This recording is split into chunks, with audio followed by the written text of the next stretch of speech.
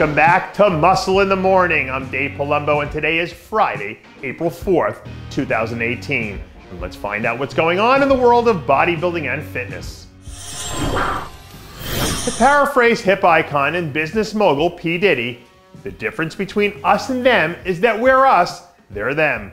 And that quote pretty much sums up how third-year superstar Nathan D'Asher and his team must be feeling right about now. A few weeks out from making their season debut with the New York Pro, D'Asher is starting to look more deadly with each passing day, putting himself pretty firmly in the position of early favorite as we head down the back stretch of his contest prep. The level of roundness and detail that this kid brings to the stage is truly a thing of beauty. But with so many top contenders out there gunning for this title, it's important that he buckles down to make sure that he gets the job done without leaving any loose ends. From my experience, once you get into the dog days of your contest prep, the thing that separates the good ones from the great ones almost always boils down to who's willing to put in more sweat equity. And I'll tell you what, you're not going to have a hard time finding someone who's embraced the grind more over these last few weeks than figure standout Kristina Dybdahl. This week, the Danish Diamond was caught putting in more long hours at the office as she attempts to carve in a few more details before rolling out her new look at the New York Pro a few weeks from now. To her credit, Dybdahl looks like she's worked hard to balance out some of the weak points during this past off-season. But whether or not that'll be enough to put her in contention for the win in this stacked lineup is still anyone's guess. As R&B superstar Usher once said, sometimes you just gotta let it burn. And thankfully for him, our old friend Shawn Rhoden must have been listening. Bright and early Tuesday morning, Achon was spotted knocking out a killer drop set during his latest shoulder workout as he continues to pick up steam heading into his Olympia prep 2 months from now. For all intents and purposes, Rhoden looks like he's in the process of putting together another off-season for the ages.